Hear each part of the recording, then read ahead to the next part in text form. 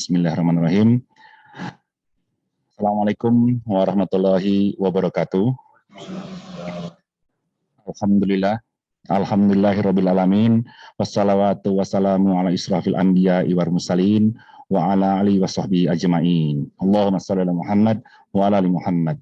Sahabat Mutiara Kerang, kita sama-sama sebelum kajian dimulai, kita doakan guru kita, Ustadz Ahmad Om Sani, agar senantiasa Allah lindungi dari segala macam penyakit dan mara bahaya. Dan juga agar senantiasa Allah selalu berkahi setiap langkahnya. Al-Fatihah.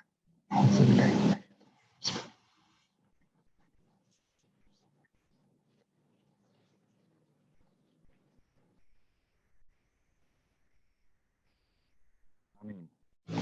Amin ya rabbal alamin. Baik Ustadz, untuk mempersingkat waktu, kami persilakan. Assalamualaikum warahmatullahi wabarakatuh. Bismillahirrahmanirrahim. Assalamualaikum warahmatullahi wabarakatuh. Waalaikumsalam warahmatullahi wabarakatuh. Alhamdulillah, salatuhu wassalamuhu daimani mutalazimani ala rasulillah. Allahumma salli wa sallim ala nabiyyina Muhammadin wa ala alihi wa sahbihi ajma'in, amma ba'du. Alhamdulillah, di malam hari ini kembali kita bisa kemudian melanjutkan bedah Quran kita. Kita alhamdulillah dengan izin Allah sudah menuntaskan surah Muzammil yang kemudian minggu lalu atau kemudian Selasa yang lalu sudah kemudian kita selesaikan. Dan ini surah yang turunnya bersamaan. Surah Muddathir, surah Muzammil, dan surah Muddathir. Makanya di depannya hampir sama. Makanya Allah mengatakan di dalam Al-Quran, di muqaddimahnya, Ya ayyuhal muddathir. Kalau di surah Muzammil, Ya ayyuhal muzammil. Ayat keduanya masih sama. Qumil layla, yang di sini juga qum fa'andir. Artinya serupa. Ya ayyuhal muddathir. Wahai orang-orang yang berselimut. Wahai orang-orang yang kemudian menggunakan alas di dalam tidurnya. Tapi yang dimaksud al-mudaththir di dalam ayat ini adalah karena Nabi SAW takut. Bagaimana kemudian datang Jibril alaihi assalam kepada Nabi Muhammad di Gua Hira, datang kemudian dalam bentuk yang sebenar-benarnya. Sehingga kemudian Nabi kaget. Lalu kemudian Rasulullah SAW pulang, lalu kemudian berselimut, barulah turun kemudian lanjutan daripada ayat ini, sehingga kata Allah, Ya ayyuhal muddaththir, qum fa'anzir, wa rabbaka fakabbir. Kalau diterjemahin konteksnya sekarang ke kita, selaku umatnya Rasulullah, mudah-mudahan kita termasuk umatnya, Ya ayyuhal muddathir, wahai orang yang kemudian dalam keadaan tidur, kalau punya masalah, kalau punya problem, ini tidur malam yang dimaksud, kalau punya masalah, punya problem, kum fa'anzir. Bangun, disuruh kita bangun. Ay ma'na kum fa'anzir, maksudnya adalah untuk kemudian kita bangun melaksanakan ibadah qiyamul lail. Kalau ada di antara kita, kan kemarin kita sudah bahas bagaimana kemudian teman-teman semuanya sudah ingat nih, bagaimana kemudian menjalankan ibadah tahajudnya. Tentu sudah pasti berjalan dong. Ini udah jelas, nggak usah ditanya. Saya melihat wajah-wajah di depan saya sangat istiqomah. Evan sudah terlihat, udah sangat belum pernah sama sekali bolongnya Ustadz, ngerjainnya Ustadz. Nah, yang penting adalah kita harus ingat nih, Ya ayyuhal muddaththir. Ada dua ayat di dalam dua surah dalam Al-Quran secara langsung lugas dan tegas. Guys, kalau punya masalah, kalau punya problem, maka kata Allah, Ya ayyuhal muddaththir, qum fa'anzir, bangun. Bangun. Fa'anzir, lalu berikanlah peringatan. Apa makna berikanlah peringatan? Maksudnya adalah kalau ibadah jangan sendiri. Jangan sendirian.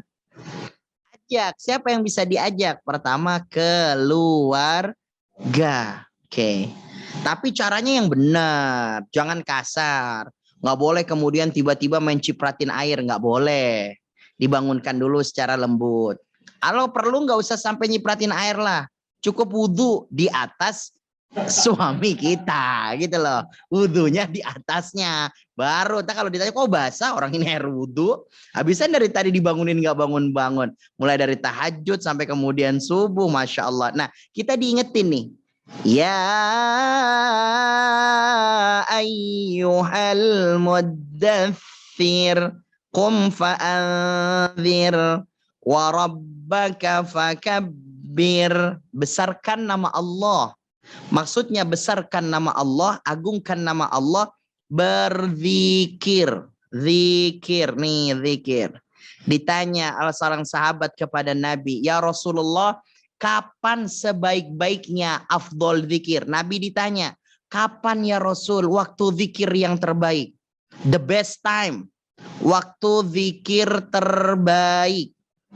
Nah, waktu zikir terbaik. Para bunda yang di rumah maupun yang di sini, bukankah kita punya kesibukan yang luar biasa ya? Ngurusin anak. Anak tidur ngurusin bapaknya anak. Begitu nggak sih? Halo, Mbak Rani, begitu nggak sih? Ngurusin anak. Habis itu ngurusin bapaknya anak. Ngurusin siapa lagi? Kapan kita punya waktu? Me time-nya kita sama Allah kapan? Maka ketika Nabi waktu ditanya, "Ya Rasulullah, wa afdolul waqti li dzikrillah," kapan waktu terbaik kita zikir kepada Allah? Apa jawaban Nabi? Ingatlah Allah, sebutlah nama Allah ketika yang lain tidur. Ketika yang lain pada tidur, kita bangun. Ingat sama Allah Subhanahu wa taala. Kira-kira kapan kalau yang lain tidur kemudian kita bangun? Halo? Kok diem semua nih? Halo guys, kapan guys? Masya Allah, dini hari. Nggak, dini hari orang masih pada bangun. Waktu yang terbaik adalah waktu sahur. Waktu tahajud. Nah, berarti waktu sebelum subuh. Nah, ini adalah waktu yang terbaik. Waktu kemudian kita zikir kepada Allah, "An-nasu niyam wa anta bil qiyam." Orang pada tidur, ente kemudian zikir sama Allah, mengadu sama Allah. Wa rabbaka fakabbir. Kita curhat sama Allah, kita bilang, "Ya Allah, alhamdulillah dengan izin Allah hari ini sudah berkeluarga. Ya Rob, bimbing saya. Ya Rob, kasih sabar biar ngadepin makhluk seperti istri saya ya Rob." Lah kan dulu waktu kemudian awal-awal semuanya masih serba bagus dong. Iya kan? Kalau bicara tuh cuma sedikit banget. Sekarang udah punya anak, kita punya istri, sedikit-sedikit bicara, sedikit-sedikit bicara. Dulu waktu kita sayang banget sama kita punya suami, calon suami malah. Kalau tidur tuh sedikit banget. Sekarang giliran udah punya anak dua, dikit-dikit tidur, dikit-dikit tidur. Maka berdoalah sama Allah. Ketika kemudian di waktu sahur sebelum subuh berdoa, "Ya Allah, berikanlah kesabaran saya menghadapi makhluk seperti istri dan suami saya." Kan makhluk juga kan? Ya tentu menggunakan kalimat yang indah lah. Wa rabbaka fakabbir, dan sebut nama Allah. Kenapa disebut kalimat fakabbir? Ai ma'na fakabbir. Kalimat ma'na fakabbir disuruh yang lama gitu loh. Yang lama kalau kita menyebut namanya Allah. Maksud yang lama disebut adalah bawa semua kita punya hajat, bawa semua kita punya masalah, obrolin. Jangan pernah takut, Ustadz, katanya kalau sama Allah doa jangan banyak-banyak. Ya Allah, kalau sama Allah nggak boleh doa banyak-banyak. Mau minta sama siapa lagi, Pak RT? Mau minta sama siapa lagi? Sama Pak RT ente curhat, dikasih surat keterangan loh. Kita mau ke siapa lagi? Masya Allah. Udah ke Allah Subhanahu wa ta'ala. Wa rabbaka fakabbir. Kalau diterjemahin yang lama ngobrol sama Allah, cerita, "Ya Allah, saya kemudian minta tolong nih ya Rob, mudahkan urusan saya. Saya ini ada proyek ya Rob, jauhkan dari yang haram, jauhkan dari yang kemudian gak halal." Minta sama Allah. "Ya Rob, anak saya sekarang udah besar, udah ABG nih ya Rob. Ya Rob, Masya Allah, sekarang dia udah mulai deket-deket sama cewek, dia udah mulai kenal sama cewek. Ya Rob, tolong ya Rob, jangan sampai gitu-gitu loh." Minta curhat kita sama Allah. Jagain ya Rob, jagain, Masya Allah. Nah ini yang kemudian kita minta. Nah makanya warabbaka fakabbir. Perbanyak yang lama curhat sama Allah di waktu orang-orang pada tidur, kitanya bangun. Itu indah banget. Indah banget. Masya Allah indah. Makanya kemarin sudah dijelaskan. Udah bangun, apa yang kita lakuin? Kita sholat. Lalu kemudian kita doa sama Allah. Lalu kemudian kita baca 1, 2, 3 ayatnya Allah. Sambil kita menunggu datang waktunya subuh. Makanya kemarin udah diingetin. Surah terakhir, surah Muzammil. Kalau tahajud, antum kuat dari jam 1. Ya monggo silakan, the best. Monggo. Cuman habis tahajud mau ngapain lagi? Ente kan juga bukan kiai-kiai banget kan? Mau ngapain, nonton bola juga kagak ada, udah nggak ada champion, ntar minggu depan lagi ya, 2 minggu lagi, belum tentu. Mau ngapain? Jam 2 Ustadz, ya Allah, mau ngapain lagi? Murojaah hafalan cuma Al-Ikhlas, Al-Falaq, An-Nas doang kan? Udah, kapan Ustadz? Sudahlah, kita tuh golongan jam 3.30, jam 4.00, udah ini kita bangun. Ukuran kemudian kita bersih-bersih, mandi kalau pengen mandi. Kalau Gunadi kan pasti mandi. Gunadi pasti mandi, Sob. Gunadi pasti mandi, Andaro. Gunadi pasti mandi ini. Kalau nggak mandi, buat dia musibah ini. Nah, mandi, dia bersih-bersih, kita udah punya waktu, kita masih ada waktu 15 tuh sampai 20 menit tuh deh. Udah cukup buat kita. Sholat model apa sih ente ini? Enggak kan? Kita bacaan juga kan tetap sama kan, nggak mungkin baca surat Muzammil Mudaththir kan. Nah jadi jangan terlalu lama supaya ketemu subuhnya dekat. Udah dekat waktu subuh dah, Astaghfirullahaladzim, istighfar lagi sama Allah. Mulut kita istighfar, hati kita cerita, luapin, ya Rob gini banget nih saya nih lagi diuji, sabarin ya Allah dengan ujian saya, sabari saya dengan anak saya yang kemudian ngasih tahu anak, saya baru ngasih tahu nasihat sedikit, anak saya malah nyeramahin saya baru ngasih tahu anak saya galakan saya. Ini minta ya Rob, lembutkan hatinya. Ya, nah itu begitu. Maka kemudian warabbaka fakabbir, berlama-lamalah kemudian kita menyebut asma'nya Allah. Ingat waktu yang terbaik zikir, waktu orang tidur kita bangun. Nggak ada riaknya deh. Nggak ada sombongnya lagi. Kalau sekarang kemudian kita berzikir, kelihatan sama anak, kelihatan sama istri, kelihatan sama orang. Tapi kalau semuanya pada tidur, lalu kemudian kita bangun, selesai, sempurna. Ibadah kita tuh khusyuk. Nah, saking khusyuknya, setelah sholat kita pun ikut tidur. Khusyuk zikirnya tuh. Wow, udah bagus banget. Nah, makanya kata Allah, وَثِيَابَكَ فَطَهِّرْ وَالرُّجْزَ فَهْجُرْ وَلَا تَمْنُنْ تَسْتَكْثِرْ وَلِرَبِّكَ فَاصْبِرْ dan وَلِرَبِّكَ وَثِيَابَكَ فَطَهِّرْ dan bajumu fatahir. Maksudnya orang kalau ibadah, kalau kemudian bajunya tidak dalam keadaan suci, mau ibadahnya 40 rakaat batal, nggak sah. Jangan sampai ada yang mutanajis. Ngobrol sama Andaru, ngobrol sama Tara, sorry.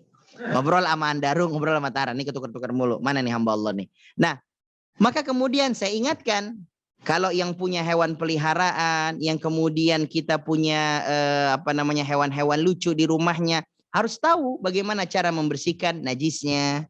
Harus tahu bagaimana kemudian membersihkan mutanajisnya. Kalau misalkan kemudian kita kena kencingnya, ya harus dibersihkan. Kalau kita kemudian kena kotorannya, harus dibersihkan.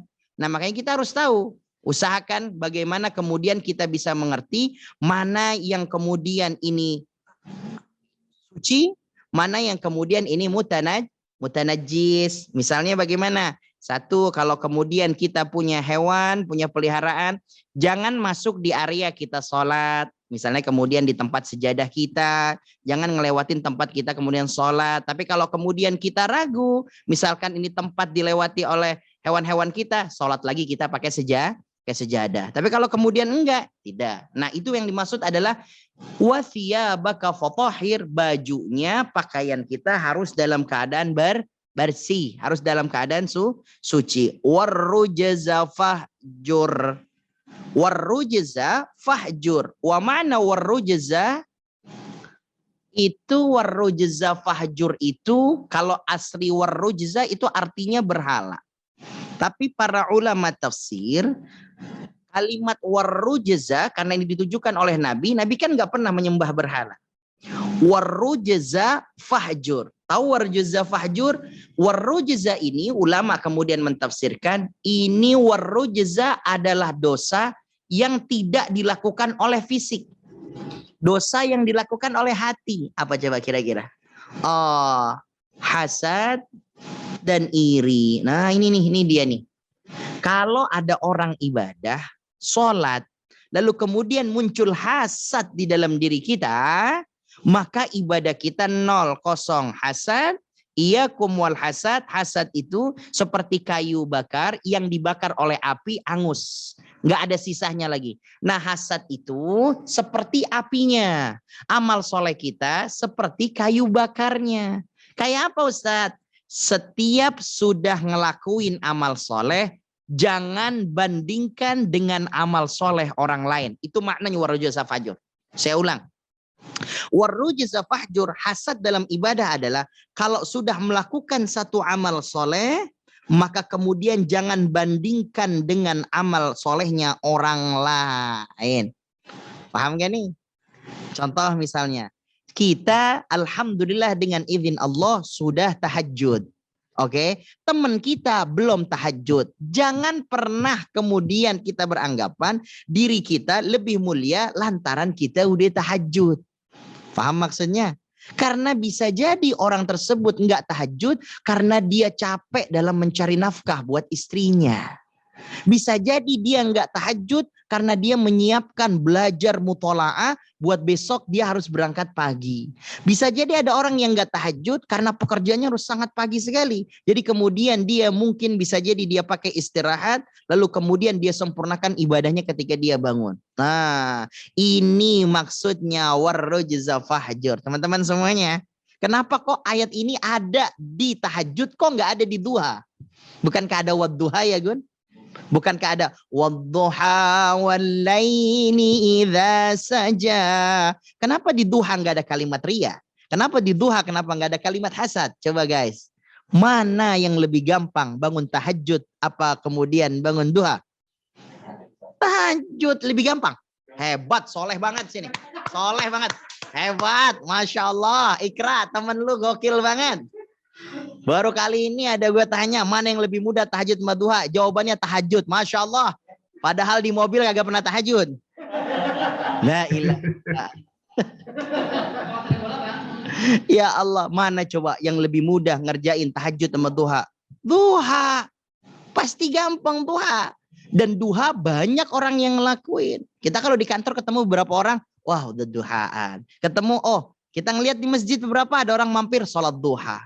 Tapi kenapa kita ngelihat di masjid ada orang mampir sholat tahajud? Gak ada. Kenapa? Masih ditutup masjidnya. Diomelin loh. Gak bisa kita.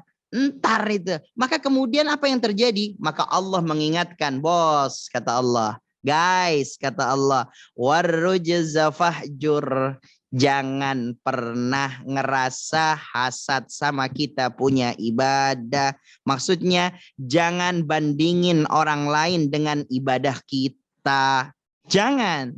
Kita udah bisa ngaji Quran, ada orang lain belum bisa ngaji Quran. Jangan ngerasa lebih mulia kita. Kita udah syukur alhamdulillah udah bisa ngaji Quran. Kenapa orang itu belum bisa? Oh enggak apa-apa dia belajar Quran. Toh andai kata dia masih belajar Quran lalu kemudian diwafatkan oleh Allah masih dalam keadaan belajar Quran, Allah catat dia seperti mahir dan fasih baca Quran. Jadi nggak ada kemudian celah buat kita untuk menjadi orang-orang yang lebih tinggi dari orang lain. Warrujza fahjur. Nggak ada kesempatan. Nggak ada kesempatan. Hari ini kita ngaji. Hari ini kita kajian. Nggak boleh ngerasa orang di luar kita yang kemudian nggak hadir bersama kita, lalu kemudian kita anggap dia, Masya Allah, lemah iman. Lemah iman. Ente nggak ikut ngaji. Kenapa? Lemah iman ente ya. Allahu Akbar. Ente nih teman-temannya Firaun nih kayak gini nih. Astagfirullahaladzim. Enggak.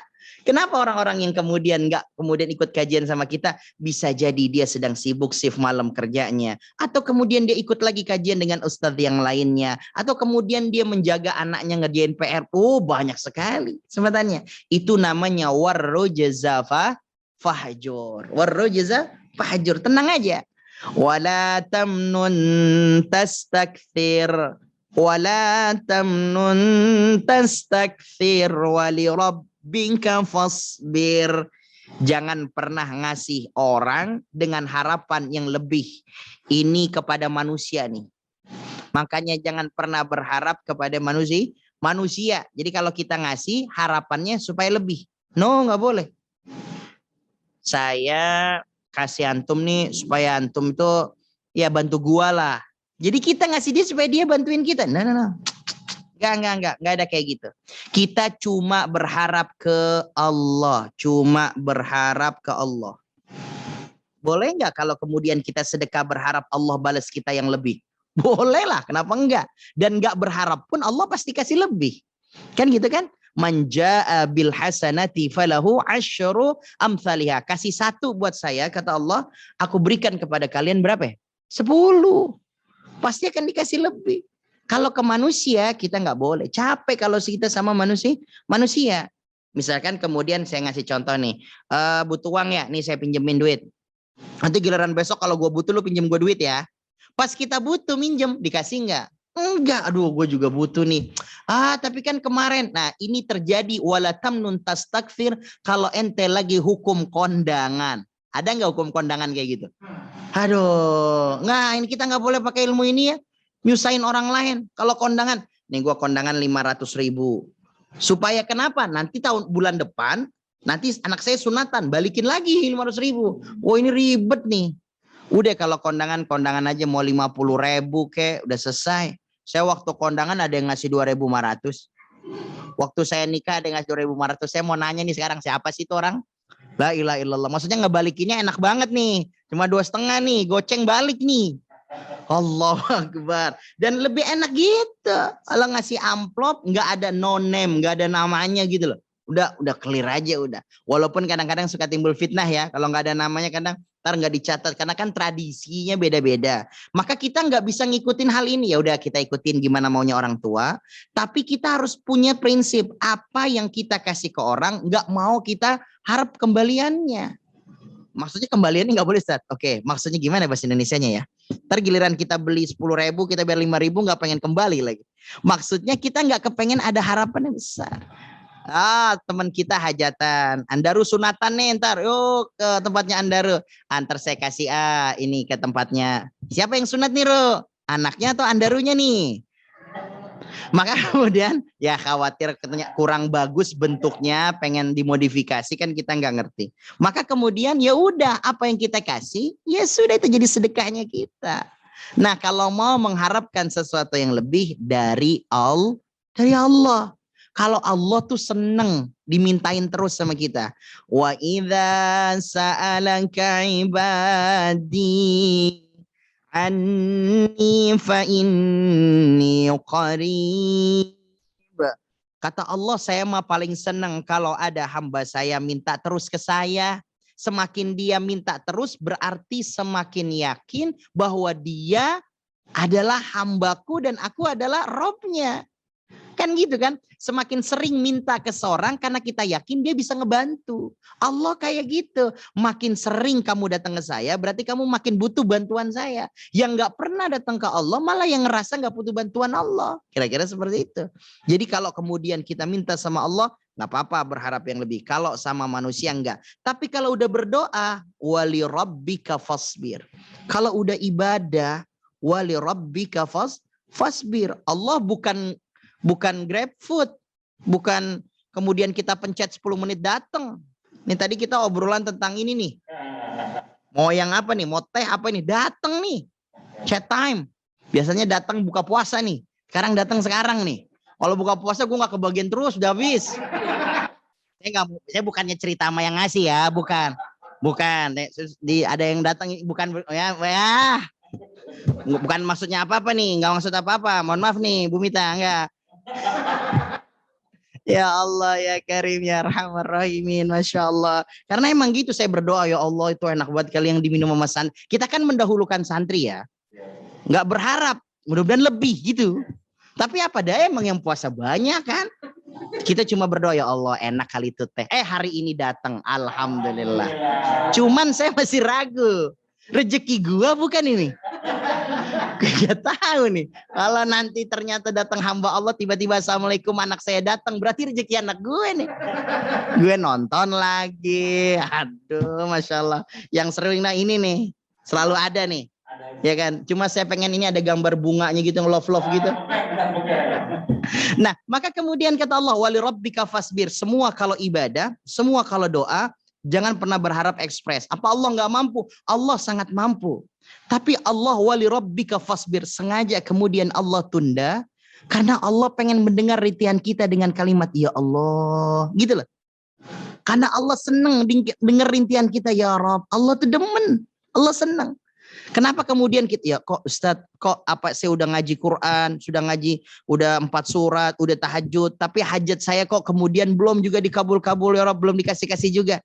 Karena Allah sengaja membuat kita wali rabbika fasbir supaya kemudian ente dekat lagi ke Allah, dekat lagi ke Allah. Karena kalau langsung direct dikasih, langsung dikasih, nanti ente nggak ada lagi nih ya Allah. Bener nggak ini Gun?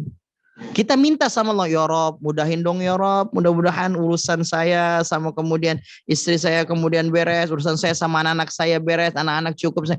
Lalu kemudian dikasih sama Allah, rezekinya ada, buat urusan anak beres, semuanya dibayar, habis itu lunas sudah.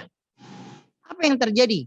Nggak ada lagi kita tahajud, nggak ada lagi kita sholat, nggak ada lagi kita ya Allah. Terus kemudian kita bilang, Ro, kok nggak pernah ketemu lagi nih di pengajian? Buat apa lagi, Ustaz? Udah nggak ada hajat lagi saya. Buat kok nggak pernah datang lagi pengajian? Buat apa lagi Ustaz? Saya udah nggak butuh apa-apa. Masya Allah. Orang yang kayak gini kan enak kita mandiin pakai Coca-Cola. Nah, maka kemudian ini yang dimaksud teman-teman. Ustadz, kenapa hajat saya belum dikabul? Kalau nanti ada yang berdoa, Ustadz, kenapa kok kemudian kebutuhan saya yang saya minta sama Allah belum diberikan? Ustadz, kenapa doa saya belum diijabah? Karena wali rabbika fasbir. Sebab kenapa? Karena Allah senang cinta mendengar kalimat ya Rabb, ya Allah, supaya ketika nanti dikasih secara langsung, nanti tidak meninggalkan Allah begitu saja. Nah, Allah tahu tuh. Tapi kalau kemudian dibuat perlahan, lama-lama makin rindu, makin cinta, makin meresap, ketika diijabah sama Allah, nggak melupakan Allah, senang besok ngaji lagi, besok sholat lagi. Kita ngeliat ntar nih, kalau kita saudara tiba-tiba kita ngeliat di kamar, oh tiba-tiba kata nenek itu Mbak Rani lampunya udah nyala, udah lagi tahajud aja, Masya Allah.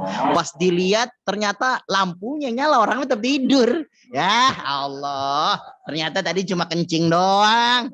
Padahal kita udah husnuzon seminggu. Mbak Rani udah tahajud mulu ya, sekarang semenjak ngaji. Enggak, kencing doang ternyata. La ilaha illallah, Masya Allah. Maka kemudian kata Allah, wali rabbika fasbir, sabar. Sabar. Setiap dari kemudian kita ibadah sabar. Jadi sabar terhadap ujian itu biasa, orang bisa ngelewatin, namanya nggak enak. Bisa nggak sabar di dalam ibadah, sabar dalam mendekat kepada Allah subhanahu wa ta'ala. Maka kata Allah, fa idza nuqira fin naqur fadzalika yawma idzi yawmun asir 'alal kafirina ghairu yasir. Ini ayat ngomongin tentang apa? Tentang hari akhir. Bagaimana kemudian nanti di hari akhir itu waktu yang sangat sulit. Sulit banget. Buat siapa Ustadz? Alal kafirin, buat orang-orang kafir. Makanya orang-orang mukmin beriman gak usah takut tentang akhir zaman. Antum ngapain takut tentang ayat dan hadis akhir zaman? Yang harusnya takut alal kafirin. Kita nggak perlu takut. Kenapa? Allah nggak akan pertemukan kita selama kita kemudian beriman. Ini ayatnya. Alal kafirina ghairu yasir. Buat mereka yang berat.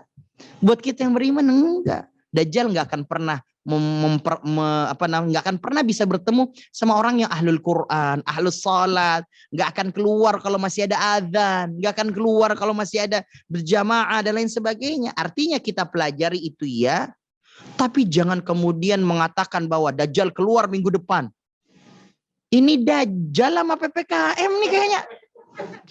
Bisa mohon maaf nih Ustadz, Dajjal diundur. Astagfirullahaladzim. Ini apa sih? Masya Allah. La ilaha illa anta. Tebak-tebakan begini. Ini enggak, itu kuasanya Allah. Allah kemudian nanti akan buat di akhir ketika udah Allah, bahasa gampangnya kita nih, udah sengaja kemudian Allah pengen menghancurkan ini dunia. Udah datang waktu kiamat, sengaja ditampilkan hal-hal yang seperti Dajjal, Ya'juj wa Ma'juj. Gimana sih? Orang kalau pengen ngerobohin rumah gimana? Coba-coba. Nih coba-coba nih. Ini rumah Gun, ini rumah Gun. Nih, kita pengen robohin, pengen renovasi. Apa yang akan kita lakukan sebelum terjadi renovasi? Lah iyalah, dikeluarin yang penting-pentingnya. Ya Allah, ini hordeng masih bagus, ini belinya waktu second ini. Dikeluarin. Ya Allah, ini meja kenang-kenangan ini dari mertua, diambil. Ya Allah, ini karpet ini. Ya Allah, ini karpet udah 35 tahun. Kayak apa bentuknya tuh karpet? Gue udah nggak ngerti itu 35 tahun. Diambil semuanya, diambil. Yuk, sofa semuanya. Coba yang kita nggak sayang, yang kita nggak seneng, kita biarin apa enggak? Biarin lah. Contoh misalkan, ini meja udah reok, udah rusak. Kita angkat apa kita biarin? Kita biarin. Yang rusak-rusak itu ditaruh di sini, biarin sekalian dihancurin, betul? Nah, maka kemudian yang namanya Dajjal, Ya'juj wa Ma'juj itu yang rusak-rusak, eskavatornya itu di sini semuanya. Orang-orang yang beriman nggak ada di sini, sob, nggak ada. Orang-orang model kayak Andarwo nggak ada di sini. Oh, dia pemborong. Nggak ada. Allahu Akbar. Jadi kalau kita kemudian ngaji bersama para asatidz, bersama ustadz yang lainnya, bicara tentang akhir zaman, ambil sebagai informasi, tapi kemudian jangan dijadikan sebagai fatwa hukum. Apa sebabnya? Semua yang tidak dikatakan dalam Al-Quran dan hadis secara jelas, karena Allah pengen menunjukkan rahasianya. Namanya rahasia, punyanya Allah. Lah masa ya kita mau bongkar? Lagian nggak mungkin juga mampu kita membongkarnya. Tapi Allah sudah kasih nih sedikit bocoran. Nggak usah khawatir ya. Abang, gak usah khawatir, kata Allah. Antum beriman, dekat sama Al-Quran, bangun qiyamul lail, gak bakalan kesentuh. Gak bakalan repot-repot untuk kemudian sulit nanti di akhir zaman. Dah ingat bagaimana kemudian teori filosofi rumah yang ingin dihancurkan. Maka udah pasti barang-barang dikeluarkan. Apalagi orangnya, gak mungkin dong. Waduh, nih mau direnovasi, masih ada ART. Tapi agak ngeselin, dah sekalian aja direnov lah. Nggak mungkin lah. Siapapun orang di dalamnya pasti suruh keluar. Walaupun dia bukan keluarga kita, sopir, tetap kita ambil. Tukang kebun. Kita nggak mungkin nanya, mah tukang kebun kita mau ambil apa kita biarin nih kena eskavator. Ya enggak lah, pasti diambil. Itu yang dimaksud. Nggak usah khawatir. Allah katakan itu. Dzarni wa man khalaqtu wahida. وَجَعَلْتُ لَهُ مَالًا مَمْدُودًا. Ini filenya sampai 12, terjemahnya kok sampai 10 ya. Ini biar gimana nih? Biar gimana, Van? Mau ngetes saya apa ini? Ngetes apa gimana sih ini? Ustaz, lagi Ustaz. Masya Allah. Dzarni wa man khalaqtu wahida. Biarkan aku, kata Allah, dzarni, biarin saya. Wa man khalaqtu wahida, aku yang menciptakan manusia dalam keadaan sendiri. Bukankah kita waktu diciptakan sendiri tuh? Waktu kita diciptakan lahir, tidak punya pakaian, gak ada lagi yang membersamai kita. Gak mungkin antum kemudian lahir, pas giliran lahir bawa beko, gak mungkin. Atau pas lahir bawa Lego juga gak mungkin. Nih Lego dari mana? Di dalam perut main, Sad. Gak mungkin sendirian, gak mungkin pas lahir pakai popok, gak mungkin. Lahir pakai baju, gak mungkin. Pasti kemudian dalam keadaan lahir, dalam keadaan tidak membawa apa-apa, tidak berpakaian apa-apa, dan nanti kita kembali pun tidak membawa apa-apa. Yang mau kemudian diperjuangin apa? Kalau kemudian hanya materi itu nggak dibawa apa-apa, kecuali yang kita sedekahkan, kecuali yang kita jadikan menjadi amal jariyah. Dzarni wa man khalaqtu wahida. Kata Allah, coba lihat deh. Gimana saya menciptain segala sesuatu itu? Nggak ada apa-apanya. Lahir nggak punya apa-apa. Lalu akhirnya kemudian kita bisa punya istri, punya anak, punya pekerjaan, antum punya ilmu, lalu kemudian punya uang. Lalu kemudian kita mau bilang, ya Allah nggak adil banget ya sama saya. Yang mana yang nggak adil? Sementara Allah dikasih semuanya sama kita. Ya Allah. Dan Allah adalah Allah adalah zat yang maha sempurna, tahu betul bagaimana kemudian Allah memberikan kepada kita pendampingnya. Coba lihat ya. Allah bikin sama kita kerja. Di tempat kerja kita punya teman-teman, kita punya kerjaan, nggak beres nih, nggak asik. Allah pertemukan kita punya teman di rumah, bener nggak? Di rumah malah seru. Kerja nggak asik, di rumah nggak asik. Kita ketemu di tempat kajian. Allah, macem-macem. Cara bagaimana kemudian kita ngaji, cara bagaimana kemudian kita belajar, cara bagaimana Allah pertemukan kita dengan seorang, Allah yang maha tahu. Makanya kata Allah, "Dzarni wa man khalaqtu wahida wa ja'altu lahu malam mamduda." Dari kemudian nggak ada sampai kemudian malam mamduda wa banina syuhuda. Makanya simak baik-baik. Dari ayat 12 dan ayat 13 ini, para ulama ahli tafsir memberikan isyarat. Surah Al-Muddathir dan surah Muzammil, dua surat ya ayyuhal, dua surat ini, surah Al-Muzammil, surah Muzammil, lalu kemudian dan surah Muddathir, bagi kalian yang punya hajat, punya kesulitan, maka kata Allah, bacalah surah Al-Muzammil, Al-Muddathir ini sebelum subuh. Ini hajatnya udah besar ini, udah ngelewatin 4 surat. Hajatnya udah besar nih. Sebelum subuh baca dua surah ini. Dua surah ini. Ini para ulama ahli tafsir.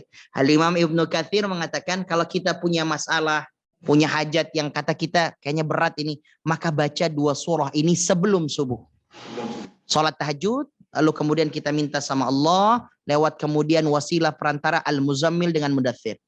Ya ayyuhal muzammilu qumil laila illa qalila nisfahu aw inqus minhu qalila aw zid alaihi warattilil qur'ana tartila. Udah rapi? Lalu kemudian baca lagi. Ya ayyuhal muddaththir qum fa'anzir wa rabbaka fakabbir wa thiyabaka fatahhir warrujza fahjur wa la tamnun tastakthir. Baca sampai rapi, maka dua surah ini memberikan kemudian kesulitan kita. Maka dikatakan oleh Allah, lihat ayat 11, 12, 13. Dari yang sesuatu kita nggak punya apa-apa, wahida nggak punya, Allah kasih malan harta, wabanina dan anak turunan. Masya Allah. Banyakin baca ini, banyakin baca ini. Baca Al-Mudaththir, Al-Muzammil. Baca Mudaththir sama Muzammil. Ini ada yang belum berkeluarga nih tadi nih. Ada yang belum married kan? Kepengen kemudian dimudahkan kemudian ini baca lewat ini.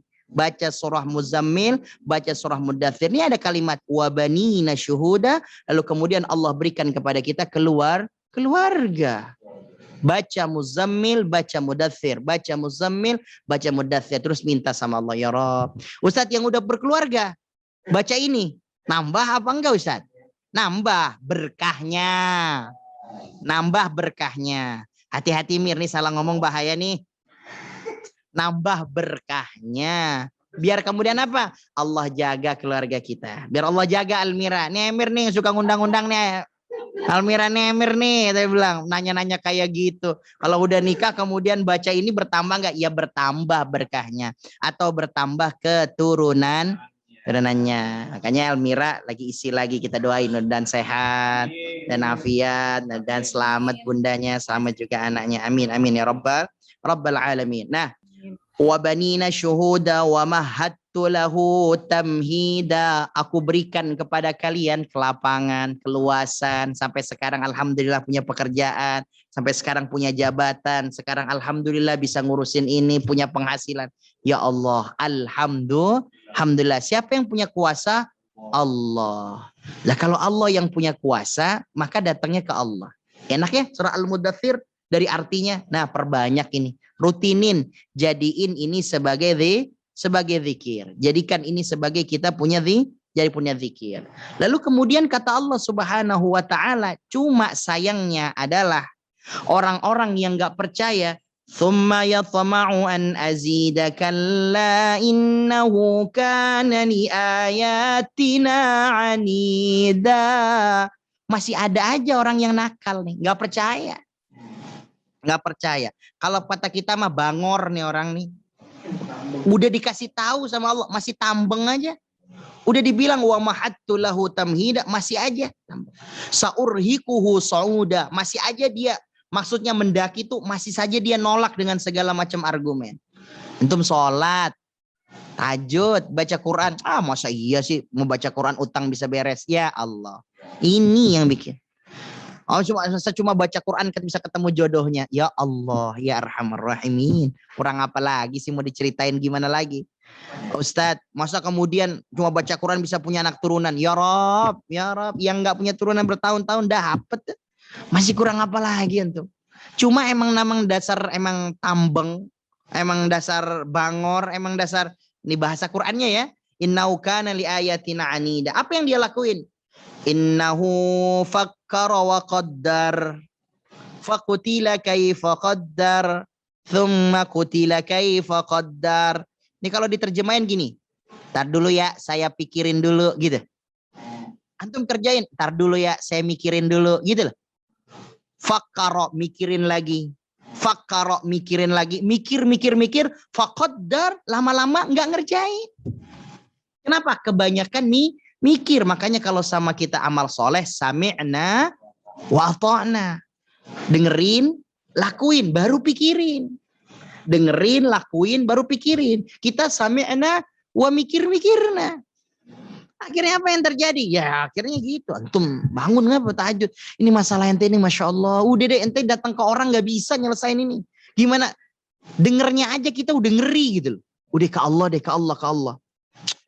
Entahlah gue pikirin gue lagi ribet. Ke Allah.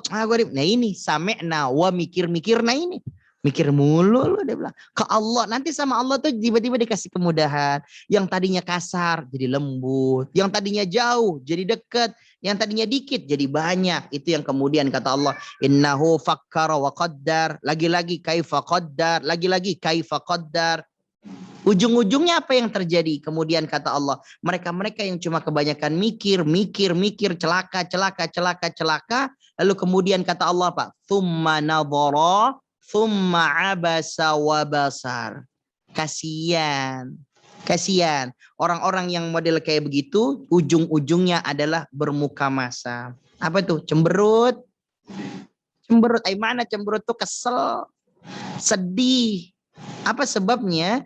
Kemudian dia nggak percaya nih sama Al-Quran, males nih kemudian ngelihat dengan Al-Quran, ngelihat sama orang-orang yang kemudian baca Al-Quran, dekat sama Al-Quran, dekat sama Allah, dia nggak mau dekat sama Allah. Malah dia nih udah mana nggak mau ngikutin, dia malah cemberut, kesel gitu. Maksudnya gimana Ustaz? Contoh, ada orang baca Quran depan dia, cemberut dia, kesel. Sonoke baca Quran jauhan. Ada yang kayak gini nggak? Ada orang yang udah saking malesnya gitu, udah Allah. Summa adbara wastakbar, makin jauh gitu loh. Udah nggak mau lagi dia. Apa sebab? Ya karena dia nggak senang gitu loh. Udah saking ketutupnya gitu loh. Masya apaan sih bedah Quran? Bedah Quran. Apaan sih? Quran mulu, Quran, dikit Quran. Masya Allah. Dia udah nggak percaya kayak gitu. Summa adbara wastakbar. Lalu berpaling, makin jauh, makin sombong. Apa kata dia? Nih lihat, ucapannya orang-orang milenial sama ucapannya orang-orang dulu. Faqala in hadza illa sihrun yu'thar. In hadza illa qaulul bashar. Al-Quran apaan sih? Orang cuma buku biasa aja. Cuma buku biasa. Kalaupun ada yang istimewa, paling itu sihir. Nggak ada yang kayak gitu. Mana ada orang kayak begitu yang cuma gara-gara kemudian Al-Quran lo kemudian mana ada, nggak ada, itu cuma sihir, cuma buku biasa dan itu cuma bikin-bikinannya Muhammad sallallahu alaihi wasallam. In hadza illa qaulul bashar. Dia nggak percaya, nggak yakin sama kemudian ini Al-Quran. Kenapa? Sebab karena belum kenal, karena masih jauh. Dia nggak percaya, yakin bahwa Al-Quran ini bisa mengubah itu semuanya. Bahkan dia makin jauh daripada Al-Quran. Cemberut, nggak percaya. Bukankah dulu kita hampir rata-rata kayak gitu kan? Coba dah. Kalau disuruh ngaji, senyum apa cemberut kita? Nah, ayo waktunya ngaji. Asik ngaji. Ada yang kayak gitu? Itu contoh bohong. Termasuk kayak anak-anak kita sekarang nih. Makanya kalau sekarang ikut tahsin kids sama saya, kemudian anak, ayo ngaji no. Ya, ada yang tidur, biarin, nggak apa-apa. Namanya anak-anak wajar. Kamu tuh nggak kayak papa. Lihat papa nih kalau bedah Quran semangat. Ya sekarang Samsudin 40 tahun yang lalu, 30 tahun yang lalu ente gimana? Sama aja, dari rumah berangkat, kemudian pengen ngaji, nggak nyampe pengajian, nyampe warung. Gitu. Tahu-tahu habis makan pulang, kok cepet banget? Ustadznya rapat mah. Apaan? Emang sekolah apa? Kalau guru-guru rapat kita pulang. Tahu sekarang masih ada nggak sih itu sekolah? Asal rapat kita disuruh pulang. Herman tuh gimana urusannya? Kok bisa rapat di waktu sekolah? Maka kemudian ini dimaksud. Dulu kayak gitu kita. Makanya anggap ya. Nah teman-teman semuanya. Kalau ada orang yang masih jauh dari Al-Quran, anggap ya diri kita. Anggap nih, sama kayak anak-anak gitu loh. Sama kayak anak-anak. Terus gimana? Cara kita pendekatan sama anak-anak gimana? Ya udah pelan-pelan. Nasihatinya pelan-pelan, udah alon-alon. Emang kayak begitu sama anak-anak. Karena kemudian untuk anak-anak nggak bisa kita kemudian hadirkan terhadap anak-anak keikhlasan, kesadaran. Itu nggak bisa buat anak-anak. Ustadz, kok anak saya kok belum muncul kesadaran akan pentingnya sholat ya? Emang anaknya umur berapa? Umur 7,5 tahun. Maunya antum, anak antum gimana? Maunya itu gini Ustaz, pas adzan subuh, Allahu Akbar. Ya Allah, udah adzan ya Rob. Waktunya mendekat kepadamu. Gua sambit lu Pak. Anak umur 7,5 tahun minta sadar tentang sholat. Yang 35 tahun baru ngerti sekarang. Allahu Akbar, la ilaha illallah. Terus gimana Ustadz? Anak kalau udah umur 7 tahun, 8 tahun, 9 tahun, 10 tahun, emang kudu harus dipaksa gitu loh. Cuman paksanya perlahan, bertahap. Ayo nah sholat. Baru lisan dulu, ayo nah. Nanti kalau udah kemudian 10 tahun, udah mulai kita gendong ke kamar mandi. Udah 10 tahun nih, udah pelan-pelan. Tapi mulainya udah dari 7 tahun. Insya Allah. Tapi kalau baru mulainya 10 tahun, ya kudu pelan-pelan. Harus sabar, gak usah nunggu kesadaran dan keikhlasan. Kamu kok sholat cepet banget sih? Gak ngerti gimana caranya khusyuk apa? Anak disuruh khusyuk. Anak disuruh pelan. Antum yang salah, mestinya bersamai anak. Kalau anak sholat nih, antum di sini, ya sholat. Kalau enggak suruh berjamaah. Kalau mau berjamaah, kalau enggak berjamaah, konsekuensinya dilihatin sama papa. Kamu sholat nak, ya berjamaah. Enggak, aku lagi malas. Ya udah, nunggu papa saya sholat. Nanti papa baca Quran baru kamu sholat. Ngapain sih Pak nungguin aku sholat? Karena kita memang bersama. Jika suatu saat, jika kemudian kita nggak ngelihat anak kita sholat, lalu sholat anak kita cepat, nggak usah diomelin. Sholat cepat baca kamu. Sholat. Karena mau gimana? Maunya anak tuh gimana? Gunadi, Neni, maunya Aila sholat gimana? Maunya tuh Aila sholat tuh khusyuk Ustaz. 1 rakaat baca An-Naba, rakaat kedua baca An-Nazi'at. Mau gitu punya anak. Sementara bapaknya aja baca An-Naba aja diprotes. Jangan panjang-panjang apa nak. Antum mau punya anak kayak gitu, sholatnya la ilaha illallah, itu panjang prosesnya. Jadi kalau punya anak itu sholat cepet-cepet nggak apa-apa. Yang penting kita lihat dia pakai mukena, pakai sejadah. Dia lihat Allah Akbar, Allah Akbar. Biasa kita ingat, sholatnya jangan terlalu cepat-cepat. Udah gitu doang, nggak usah sholat jangan cepet-cepet ngapa? Sholat kayak kucing mandi begini. Terus anaknya mikir, emang kalau kucing mandi pakai ruku sujud lah, kan salah lagi lo kan? Lu ya sih punya orang tua repot nggak ngaji sih. Jadi kalau punya anak, lu kemudian sholatnya masih cepet banget gitu, nggak apa-apa, sabar. Yang penting dia tahu bahwa ini adalah sholat nih buat anak-anak usia 7 tahun sampai 10 tahun. Ketika datang waktu sholat, lalu kemudian dia faham itu udah datang namanya subuh, zuhur, asar, maghrib, isya, itu udah keren. Itu udah prestasi antum, udah berhasil. Jika kalau kemudian kita bilang kayak gini, nah, kamu mau kemana? Mau ke kamar, Pak? Ngapain? Aku belum sholat zuhur. Itu alhamdulillah. Alhamdulillah. Dan waktu ngomong itu adalah jam 16.30. Astagfirullahaladzim. Berarti sholat jamaah anakku, nah, bagus kamu, nah, masya Allah. Nah, ini yang kemudian kita ingetin. Jadi pelan-pelan sama anak. Udah nggak apa-apa. Tolong ya, dampingin ya. Kalau istrinya agak ngomel sama anak, ayahnya yang sabar. Oke?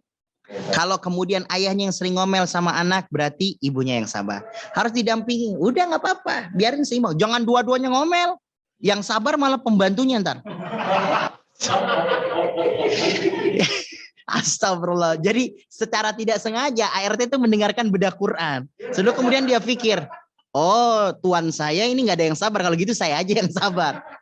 Aduh, kiamat udah model kayak begini, udah akhir zaman, udah.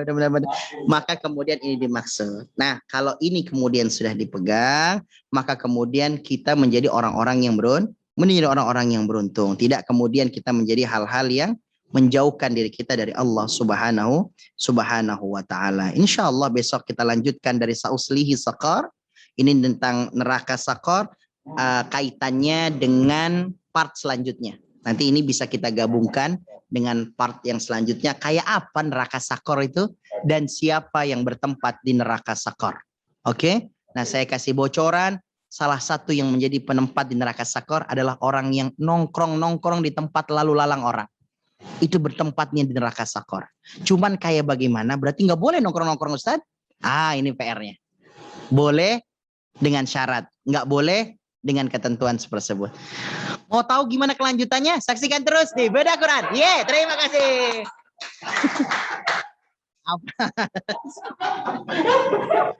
Promosi. Ya Allah, ya kan. Mohon maaf, berasa udah lama nggak video biasa.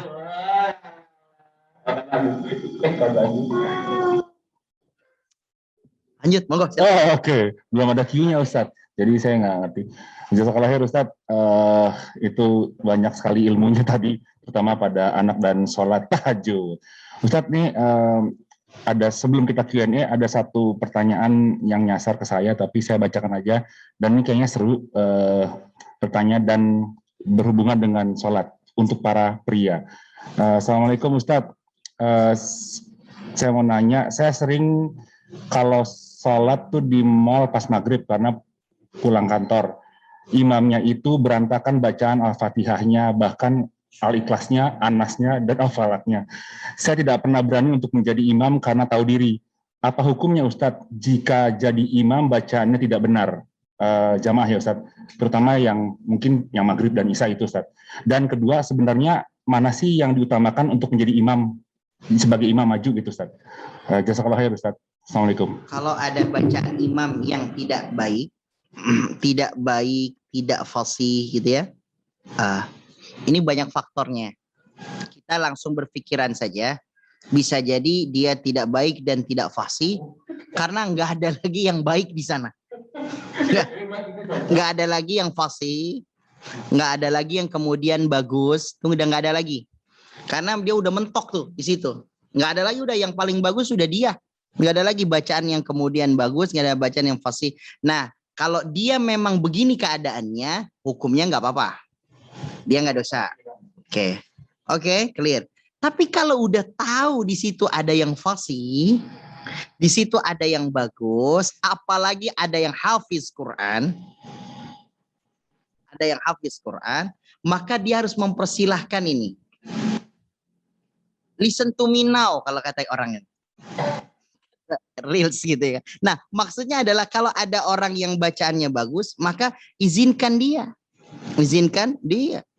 Kenapa sebabnya, Ustaz? Karena hafalannya bagus. Kita kan hafalan kita masih ribet. Kita di perempatan Al-Kafirun aja masih ribet, Sob.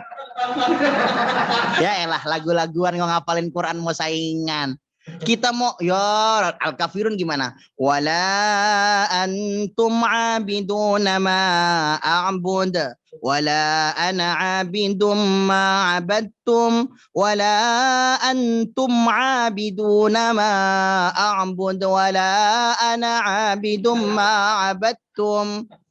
Kok kata kita makmum kok banyak banget nih wala. Imam bingung kan mau lanjutin lagi. Mau ujungnya apaan sih nih ujungnya nih? Wala antum wala ana wala antum. Ya kan kita makmum kesel kan? Wala dhalin. Makan tuh Al-Fatihah 2 kali dia bilang. Kita mau gimana coba?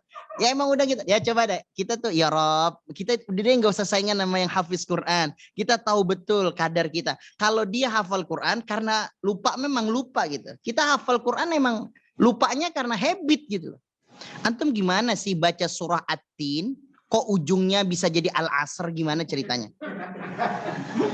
Wattini wazzaituni wa turi sinina wa hadzal baladil amin. Ini emang yang gue pilih nih imam kayak gini. Laqad khalaqnal insana fi ahsani taqwim. Thumma radadnahu asfala safilina illa alladzina amanu wa amilus salihati wa tawasaw bil haqqi wa tawasaw bis sabr. Makmum gak mau ruku, bentar dulu, sebentar, kita bedah dulu nih ya, bentar dulu, jangan main Allahu Akbar, bentar imam, tadi depannya watini, kenapa ujungnya watawasobis sabr?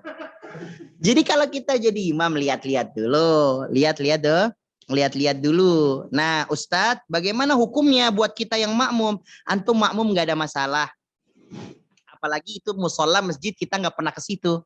Pas nyampe ke sana imam bacanya nggak bagus, ikutin dah. Kenapa? Dia yang tanggung jawab urusannya. Kalau dia seperti ini ya dia nggak dosa. Tapi kalau dia memang sengaja ada di situ, lo kemudian nggak mempersilahkan yang lainnya, dia jadi problem. Apalagi dia nggak belajar. Makanya pertama kali kita harus kemudian kita belajar. Nih para pengurus Mutiara Karang pertama kali kita belajar Al-Fatihah. Masya Allah. Kita belajar Allahu Akbar. Ampun-ampunan kita. Nah, makanya 2 bulan Ustaz. Kita belajar buat ngingetin itu. Jadi Ustadz hukumnya apa? Kalau kemudian kita makmum bacaannya nggak bagus, imam bacaannya kemudian nggak bagus, nah ini jadi problem. Jadi kalau memang dia sudah nggak ada lagi di situ, dia nggak masalah. Makanya yang paling aman makmum. Makmum mah nggak peduli bacanya bagus nggak bagus. Yang penting imam. Lah jadi imam kudu ngerti, kudu sadar. Makanya kalau aslinya, kalau kita di tempat yang nggak biasa rutin, nggak ada imam tetapnya, kita harus menyampaikan gini, Bapak Ibu sekalian, yang bacaannya, yang hafiz Quran, yang fasih diizinkan untuk jadi imam. Begitu. Itu kalau kita sama-sama ngerti ilmunya kayak gitu. Jadi iya, monggo silakan. Kalau yang lain enggak. Atau kayak ngeselin, ya sering bilang nih, ada orang yang mau mempersilahkan orang lain jadi imam, tapi dia berdiri di sejadah imam. Kalau ke mall, ada orang yang Allahu Akbar, asyhadu an la. Itu ntar nih ada nih, saya seneng deh kalau ada kayak gitu. Ada momen di mana orang yang sotoy gitu. Ada orang yang nggak tahu ilmunya, berasa udah ilmu banyak banget, tiba-tiba kling dia datang berdiri di atas sejadah imam, terus dia bilang gini, silahkan Pak yang mau jadi imam. Lo di situ, brother. Gua maju juga, jadi 2. Ini nggak imam, duet vokal. Kalau maju lomba marawis namanya ini. Lomba marawis. Sangat la ilaha illallah, masya Allah, la haula wala quwwata. Nah kita tuh kalau kita berilmu, mohon maaf lahir dan batin, kalau kita berilmu, kita yang kemudian jika semuanya diem, kita diem aja udah. Sampai dipersilahkan. Kalau ada yang bertanya, ada yang hafal Quran, ada yang ahli Quran, kita tengok-tengok dulu. Takut ada orang yang angkat tangan. Kalau nggak ada lagi, baru kemudian kita samperin. Kalau nggak ada, saya izin Pak. Saya kemudian santri Ustadz Ahmad di tahfiz Quran. Oh iya, hafal Quran, baru Al-Ikhlas. Mundur nggak? Mundur. Capek kita, dia bilang mundur kita. Tapi kalau udah ada orang lain, monggo silakan. Nah kita persilahkan dulu buat orang lain. Lama nggak apa-apa. Bahkan disebutkan pernah dalam satu hadis riwayatnya Imam Abu Dawud, sampai ketika Nabi SAW pergi, Mu'adz bin Jabal nggak ada, Abdullah bin Mas'ud nggak ada, karena semuanya berangkat perang. Tersisa kemudian beberapa para sahabat yang menjaga orang tuanya. Ketika dia mau sholat berjamaah, mereka saling dorong-dorongan sampai waktu itu udah mau habis. Saking mereka, enggak antum aja dah, enggak antum Pak RT, dia kan. Tapi anak ngaji baru ikro. Lah aneh kan bareng sama antum, dia bilang. Wah, dorong-dorongan tuh karena khawatir gitu kan. Karena kalau ini salah repot. Coba deh kalau salah kita jadi imam, tapi makmumnya kupingnya kuping imam. Ini repot nih, kupingnya kuping ustad. Inna anzalnahu fi lailatul qadr. Makmum nyaut. Lailatil. Oke, tadi gua baca Lailatul, disuruh Lailatil. Wa ma adraka ma Lailatul Qadr. Belakang Lailatul. Apa yang terjadi kata imam? Tadi gua baca ayat pertama, Lailatul lu bilang Lailatil. Gua baca Lailatil. Tadi lu suruh jadi imam nggak mau. Giran gue jadi tuh berantem bang, nggak ada ilmunya. Cuma gara-gara Lailatil terjadi tawuran antar makmum. Maksud saya tuh gini, ya sudah ya. Makanya kalau nggak ngerti diem aja, diem aja gitu. Masya Allah, kita repot. Saya pernah kejadian soalnya, ada hambanya Allah bareng nih, kita sholat sama-sama di dekat itu, di dekat kayak super mall lah kayak gitu. Lalu kemudian ketika maghrib, wow dia langsung jadi imam, selesai. Giliran bacanya dengan izin Allah berantakan semuanya. Semua orang berantakan semuanya, sangat berantakan sekali. Giliran datang waktu Isya, saya juga ada di situ. Di maghrib saya juga ada. Saya udah tahu nih kan bacaannya nggak bener nih, bacanya udah nggak bener, nggak mungkin 2 kali kan. Lalu kemudian pas giliran mau jadi imam, lalu kemudian dia baru selesai wudhu nih, udah qomat nih. Nah orang itu lagi jalan kan, saya persilahkan. Nah, antum aja yang tadi maghrib jadi imam. Yang tadi azan qomat langsung nyegat. Jangan pak, tadi dia maghrib hancur. Serius nih, ini serius nih. Kalau saya nggak salah, saya nggak sebut ya, misalkan Pondok Indah, enggak ya. Yang dekat apa itu namanya tuh, yang tempat food court itu kan, ada kan kayak gitu kan ya. Iya kan, ada tuh yang kayak gitu kan. Ada masa. Terus yang komat ada juga sih, dia bilang, antum enggak, tadi antum maghrib, enggak antum ya. Lu tadi ente maghrib, bapak maghrib berantakan tuh. Terus dia bilang, ini aja nih, saya biasa pakai peci kan, kali aja nih pakai peci bagus. Gue diem aja dong. Gue nggak mau bilang kan, kalau dibuka kan gue botak ya. Terus kemudian udah dia bilang, dia ngomel. Ya saya lebih tua dari orang ini. Oh gue bersyukur, berarti gue kelihatan muda kan. Alhamdulillah gitu kan. Saya diem aja, udah yang biarin dia bilang. Akhirnya nonton-nontonan. Fawal hasil. Saya bilang antum aja yang maju, papa aja pak. Enggak udah. Terus dia merasa kesel. Dan ente aja yang jadi imam. Bocah maju nah kita jadi imam. Udah selesai keluar, pakai sepatu dia ketemu. Orang yang tadi, ketemu bertiga lagi nih kita. Emang itu tukang muadzinnya luar biasa. Giliran ketemu bertiga lagi. Saya bilang juga apa pak? Bagusan dia. Masih lanjut, masih lanjut. Sampai rapi sholat masih lanjut. Gue langsung buru-buru kabur aja.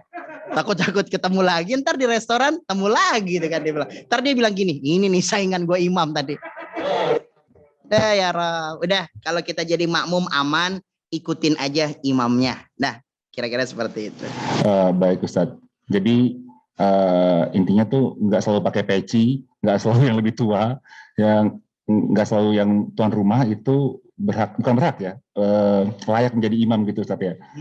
Oke, baik, terima kasih ilmunya Ustadz. Jadi lain kali saya persilahkan dulu orang-orang yang pakai peci atau tua. Baik, terima kasih Ustadz. Andaru langsung silakan Pak Fadol. Baik, bismillahirrahmanirrahim. Assalamualaikum warahmatullahi wabarakatuh. Punten saya anonimkan dan saya percepat. Ada 7 pertanyaan. Mungkin saya baru ngejelasin 15 menit, antum udah tutup pertanyaan aja. Ustadz, dari Capruk Ustadz. Assalamualaikum. Tadi kan katanya bergantung hanya kepada Allah Ustadz.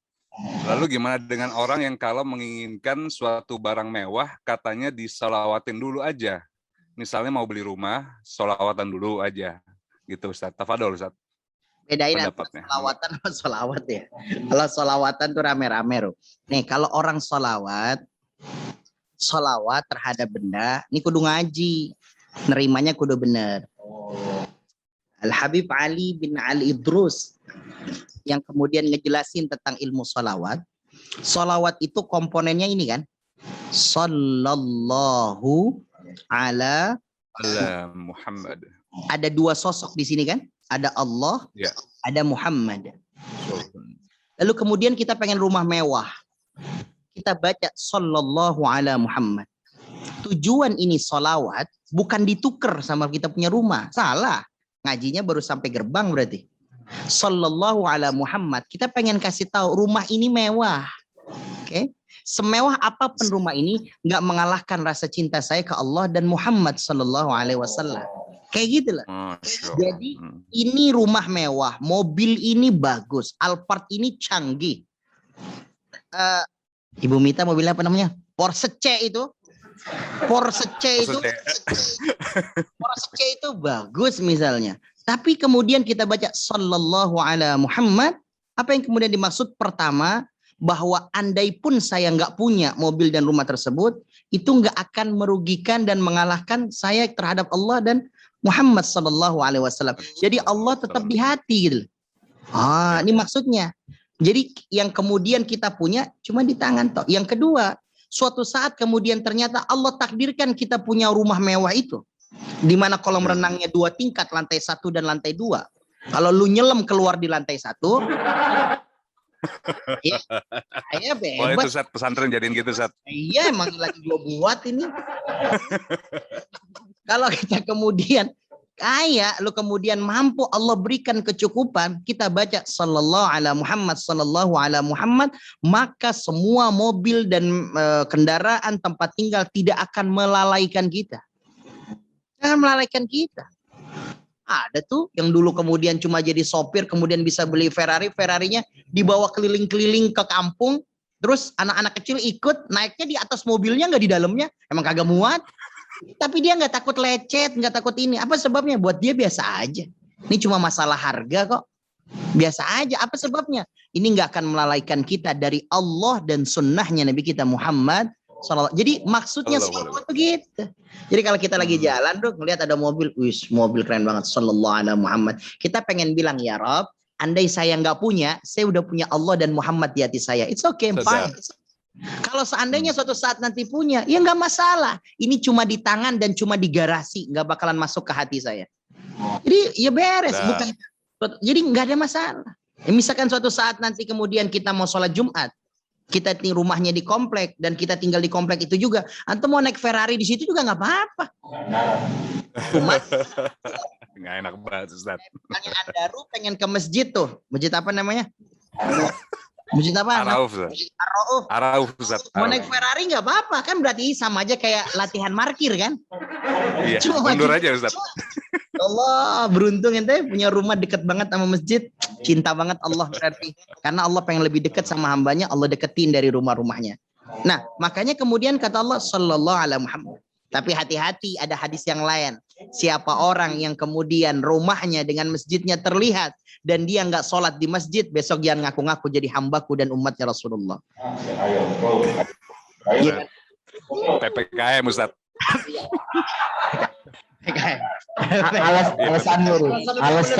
Alasan. Nanti kalau udah selesai PPKM. Maka kemudian sallallahu ala Muhammad, salawat yang kita sampaikan kepada benda-benda yang kemudian kita anggap mewah. Pertama tujuannya kalau kita nggak dapat, kita nggak kecewa karena Allah dan Muhammad dan Rasulnya udah ada di hati kita. Kalaupun kita kemudian sampai, nggak akan membuat kita lalai. Enggak, tetap aja. Kalau suatu saat kemudian nanti misalkan punya Alphard, kemudian punya Avanza, kalau mau jemput saya pakai mobil yang mana? Karena kalau mau jemput saya lewatin Pasar Kedip loh. Ayo. Yang muat aja Ustaz. Iyalah, pasti akan naik Avanza dong. Ntar ketemu gerobak batagor, Ustaz kesenggol lecet. Benerinnya aja udah 2 juta, ntar gerobak batagor. Ya Allah. Nah kira-kira seperti itu. Sallallahu ala Muhammad, baca sholawat terhadap sesuatu itu mulia. Cuman caranya dan niatnya harus tahu. Makanya disebut dengan Ilmu. Kalau orang yang nggak tahu sallallahu alaihi Muhammad ntar kebeli nih, bukan itu maksudnya. Kalau suatu saat nanti kebeli, nggak akan melalaikan saya dari Allah dan Rasulnya. Tetap aja kita datang kajian, tetap aja kita ke masjid, tetap aja kita. Malah kayak gitu. Saya mah besok kalau misalnya kita dikasih rezeki kayak gitu, santri-santri saya suruh naik di atas terus. Kita keliling-keliling pasar Kedip, tabrak-tabrakin aja batagor terus. Oh ya kan, kira-kira kayak gitu. Kalau mau Sholli Sayyidina Muhammad boleh juga kan Ustaz? Boleh apa saja kan sama aja ya, sama sekali ada Allah ala Muhammad Muhammad. Apapun sholawat pasti ada dua unsur ini. Ada Allah, ada Muhammad pasti. Ustaz, siap Ustaz. Terima kasih Ustaz jawabannya Ustaz. Dari Gendar Ustaz. Dia ini menamakan dari Abdul Halik Ustaz. Dia menamakan dirinya. Ingin menanyakan, tepat sebulan yang lalu istri saya meninggal Ustaz, dalam keadaan sedang hamil 6 bulan di hari Jumat dikarenakan COVID. Apakah ada fadilah khusus dari berpulangnya almarhumah dan amalan apa yang bisa membantu almarhumah di alam barzah? Tafadhol Ustaz. Oh, Masya Allah. Pertama, harinya sudah mulia. Harinya sudah hari Jumat. Hadis Nabi sahih, teman-teman bisa ngelihat banyak sekali di hadis Bukhari, Muslim ataupun Riyadhus Shalihin atau mukhtasar ahadis. Kata Nabi SAW, man mata yaumal jum'ah aw lailataha. Siapa yang mati di hari Jumat atau di malam Jumatnya, turfa'u anhu min adzabil qabr, maka Allah angkat dia daripada azab kuburnya. Selamat ini udah otomatis. Coba lihat dulu dong ya. Bisa jadi orang yang sangat soleh sekali, dan kemudian Ustadz preman itu meninggalnya hari Jumat, bebas kubur. Iya Bu. Allah pengen nunjukin supaya kemudian bukan pada patokannya, tapi juga ntar jadi amal soleh kitanya. Nah, pertama wafatnya di hari yang mulia. Almarhumah mulia sekali, meninggalkan di hari yang Jumat. Yang kedua wafatnya dalam keadaan hamil. Kata Nabi Shallallahu Alaihi Wasallam, wanita hamil, kalau dia melahirkan pun dalam keadaan selamat, dosanya bersih. Kalau seandainya dia wafat dan dia dalam keadaan hamil, lalu kemudian dia ridha dengan takdirnya Allah, nah hadisnya nih, maka yadkhulunal jannata bighairi hisab. Enggak ada hisabnya, Ru. Allahu Akbar. Saya ingin katakan beruntunglah istrinya antum, dan beruntung juga antum punya istri kayak seperti beliau. Secara zahir ini sedihnya luar biasa ini. Sedihnya berlipat. Saya paham sekali.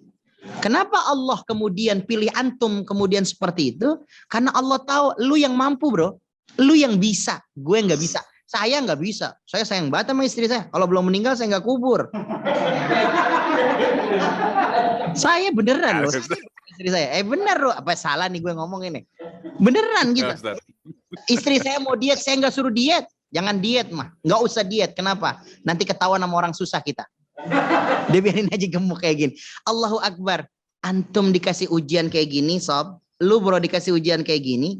Sedih secara zahir iya. Tapi secara hakiki nggak ada orang yang paling bahagia bisa mengalahkan antum nih. Apa sebabnya? Kita nih belum tentu terhisab di hadapan Allah, masih menegangkan. Alhamdulillah dengan izin Allah, antum kemudian punya istri yang duluan. Allahu alam bagaimana keadaan anaknya ya. Allahu alam. Istri udah duluan. Maka kemudian kata Allah Subhanahu wa taala, ibarat kemudian kita naik pesawat, mereka ini naik jam 7.00 lah. Kita berangkatnya jam berapa? Jam kemudian 20.00 misalnya. Dia berangkat jam 7 pagi, kita berangkat jam 8 malam. Kenapa mereka duluan pagi, Ustaz? Kenapa istri duluan? Supaya istri ini nungguin di pintu surga untuk jemput antum dan keluarga nanti masuk ke dalam surganya Allah. Ustaz, mulia apa enggak? Wah, mulia sekali. Mulia sekali. Mulia sekali. Dan Allah tidak pernah salah. Kenapa antum yang dipilih? Kita semua punya anak, kita semuanya punya istri. Tapi alhamdulillah, yang dikasih ujian ternyata Masya Allah, super alhamdulillah, ternyata ente yang diuji. Berarti entelah yang berhasil. Kalau saya, kemudian lagi istri saya hamil, lalu kemudian meninggal, saya yang hamil. Saya bisa ambil saya gitu kan. Masya Allah, begitunya. Makanya ini yang kemudian dianggap mulia. Pertama, mulia dari harinya. Yang kedua, meninggalnya pun prosesnya mulia.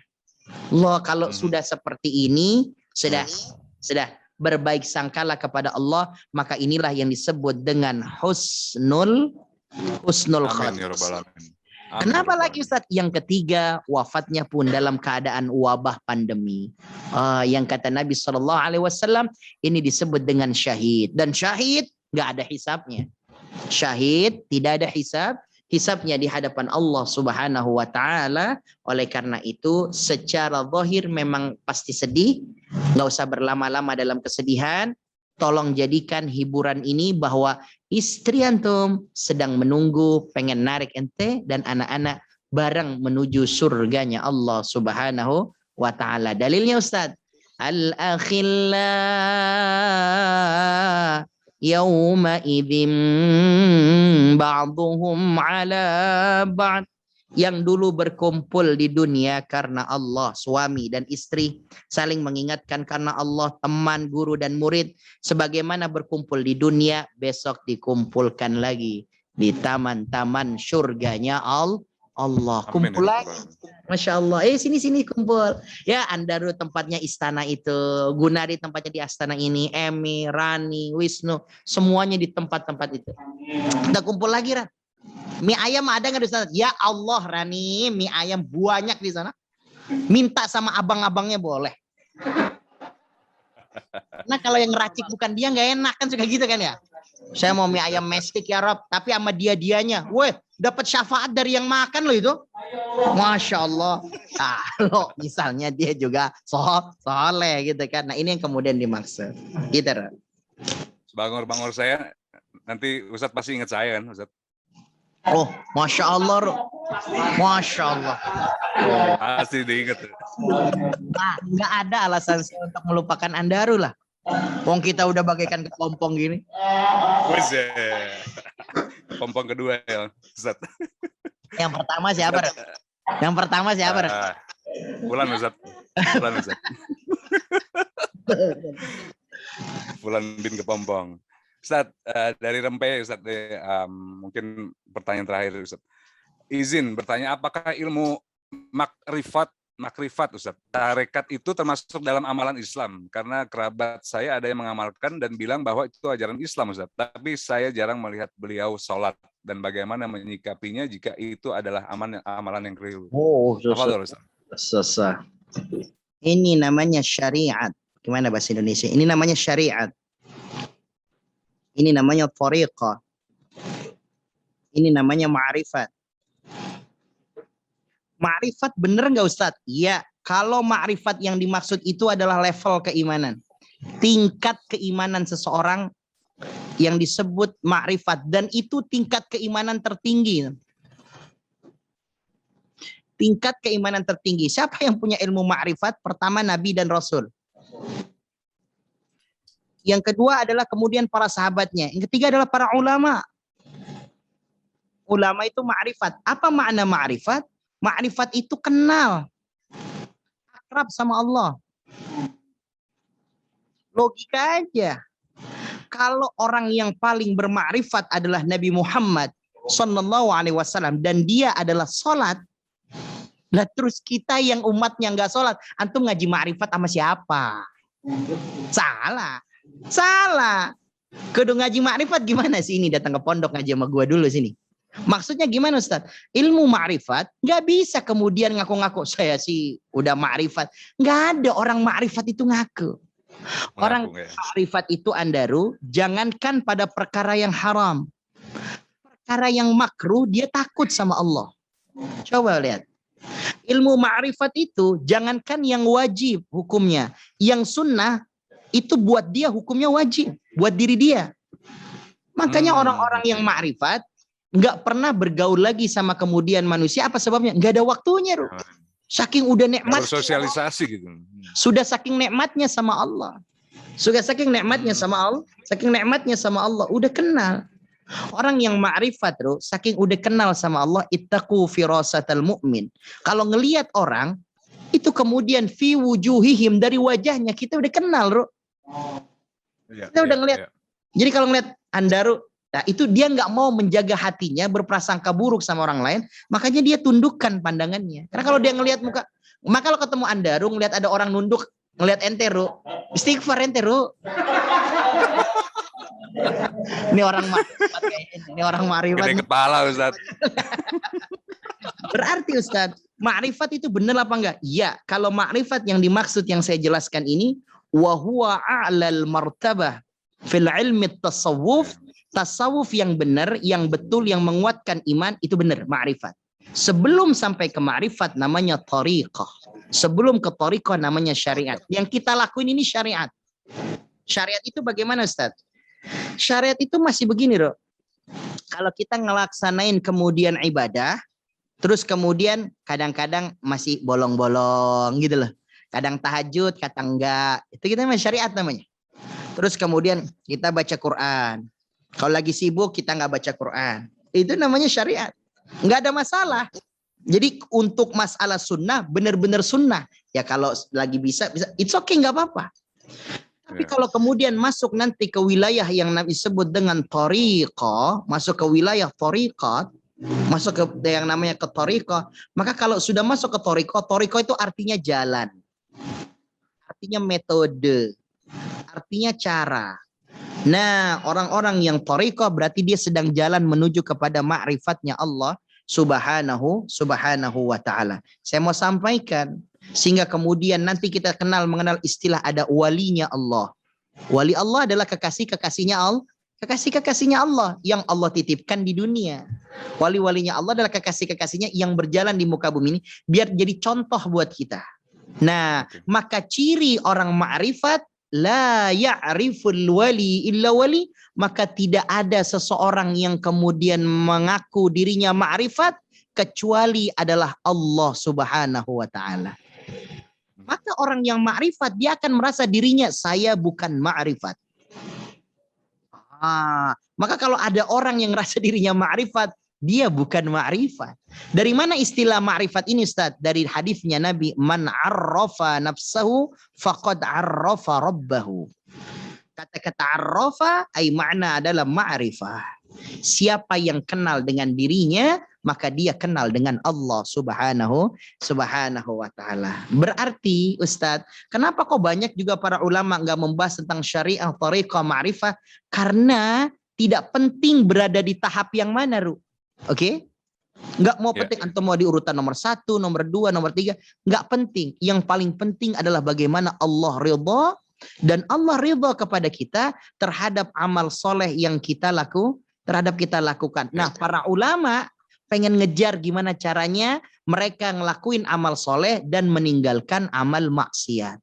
Secara otomatis dia akan meningkatkan dirinya sehingga dia nggak sadar dia ada di syariat, ada di thariqah atau di ma'rifat. Udah tinggalkan aja. Berarti Ustadz, saudara saya yang mengatakan ma'rifat, berarti dia masalah. Kenapa? Kenapa masih nyebut-nyebut ma'rifat? Harusnya sudah tidak menyebut lagi kalimat-kalimat tersebut. Kalimat tersebut hanya tertulis saja dan tertanam di dalam hati, enggak diungkapkan pakai lisan. Antum udah ma'rifat ya? Oh iya, saya udah ma'rifat. Makanya saya kalau ngelihat orang nggak kelihatan orang. Saya ngelihat ente nih, kelihatannya laba-laba. Kok bisa kayak gitu, Ustaz? Iya, kayaknya pengen ngejarit hati orang lain dulu. Ngelihat muka ente kayak muka apa nih? Ngelihat ente kayak muka kelinci, dia bilang. Kok bisa kayak gitu? Ya itu kupingnya panjang, sering ngedengerin berita-berita kayak gitu mulu. Nah, hal-hal kayak gitu yang kemudian nggak bisa. Jadi orang yang ma'rifat, dia sendiri nggak tahu bahwa ini saya udah dekat sama Allah kecuali Allah subhanahu wa ta'ala. Gitu. Jadi ketiganya ini urusan si orang inilah kepada Allah ya, Ustaz. Masing-masing ya, Ustaz.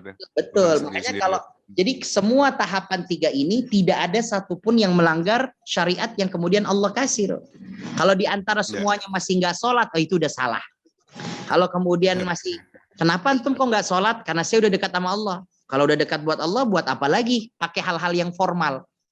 Karena masuk akal ya, logikanya ya. Akal setan maksudnya. Akal setan. Lah kan, secara formalis kalau kita mau masuk ke bandara pakai paspor, pakai ini segala macam. Lah kalau udah akrab, kalau udah kenal, misalnya petinggi negara, kan udah punya pesawat pribadi. Jadi buat apa lagi sholat? Oh, ya ini yang kemudian akal-akalannya syaitan. Makanya syaitan mengatakan, jangankan kepada kita, kepada orang-orang alim pun syaitan datang. Kita udah kenal kan? Bagaimana orang alim itu, bagaimana kemudian syaitan itu datang kepada orang alim, Imam Al-Mubarak, Imam Syafi'i, Imam Abdul Qadir, sehingga kemudian mengatakan, udah, saya ini malaikat yang diutus oleh Allah, tugas saya mencatat amal soleh dan mencatat orang-orang yang munafik. Antum nggak ada di sini termasuk golongan orang-orang munafik. Antum orang soleh. Jadi kalaupun nggak tahajud tetap soleh. Kalaupun nggak baca Quran tetap soleh. Apa kata syaitan? Apa kata orang tersebut? Kata para ulama, dia ambil batu, Bismillah, Allahu Akbar. Ente setan. Kenapa? Buktinya ente nyuruh saya berhenti dari amal soleh. Yang berhenti dari amal soleh, yang nyuruh cuma syaitan. Gak mungkin malaikat. Kalau itu imam orang soleh, Ru. Kalau datang ke kita, Ru, gimana? Gimana Ustaz? Lu gimana? Tiba-tiba pas giliran tar malam tahajud, setan datang. Andaru, saya malaikat nih yang pencatat orang-orang munafik. Nama Andaru nggak ada nih. Waduh, udah besok nggak usah tahajud. Besok ente malah makin nggak sholat subuh. Iya, gede pala Ustaz. Iya, habis itu bilang ke saya, Ustadz, mohon maaf saya nggak ikut bedah Quran. Saya udah ma'rifat. Aman Ustaz. Ustaz mungkin nggak kaget Ustaz. Nggak kaget. Kira-kira Ustaz, makasih udah jawaban. Ya, makasih Ustaz jawabannya. Udah 2134. Ada 4 pertanyaan lagi, saya tahan di next part-nya ya, di Al-Mudatsir next week. Saya pikir saya sudahi. Makasih Ustaz. Semoga menjadi amal jariah dan terima kasih untuk jamaah. Semoga ilmunya manfaat. Dilanjutkan lagi Gunadi. Wabillahi taufik wal hidayah. Wassalamualaikum warahmatullahi wabarakatuh. Waalaikumsalam warahmatullahi wabarakatuh. Baik Ustaz, langsung saja kita tutup dengan doa penutup dan kafaratul majelisnya. Mari sama-sama kita kemudian mohon kepada Allah, berdoa kepada Allah. Kita doakan semoga orang-orang yang hadir ikut kajian bersama kita ataupun yang mendengarkan, menyimak, semoga Allah berikan kemudahan dari setiap urusannya, kesulitannya. Yang dalam keadaan sakit, Allah berikan kesembuhan, Allah berikan kesabaran. Yang sudah berkeluarga, Allah jaga keluarganya, Allah berikan anak-anak turunannya yang soleh dan solehah.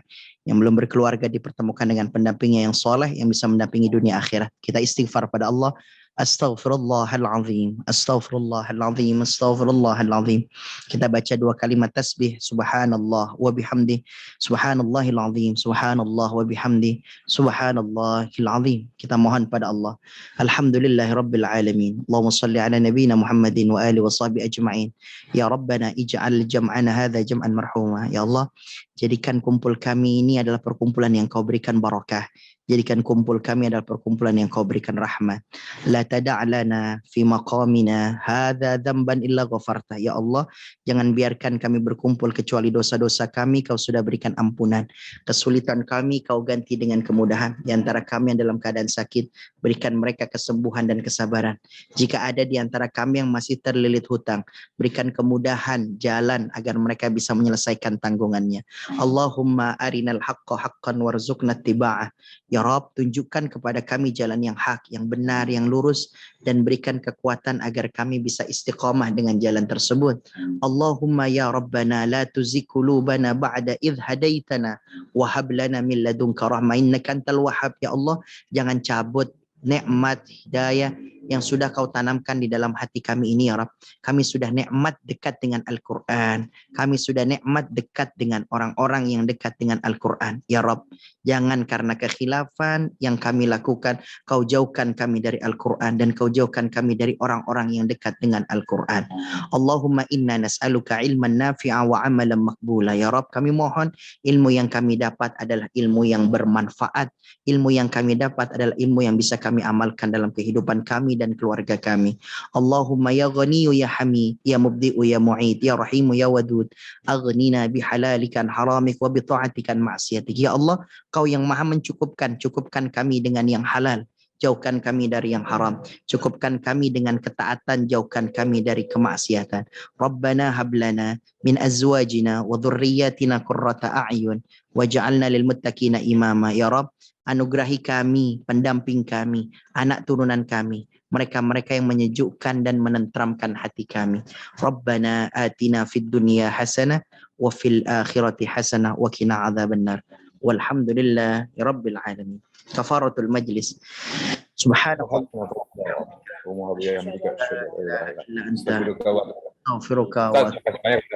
Terima kasih banyak semuanya teman-teman semuanya. Assalamualaikum warahmatullahi wabarakatuh. Waalaikumsalam warahmatullahi wabarakatuh. Jazakallahu khairan. Terima kasih atas kajiannya, ilmunya. Saya berganti komputer ya guys karena mati. Menutup saja ada satu informasi, yaitu yang ingin berinfak sedekah di kajian ini silakan langsung saja transfer ke nomor rekening tertera di layar atau di Instagram kami dengan membuka nominal di belakang 098.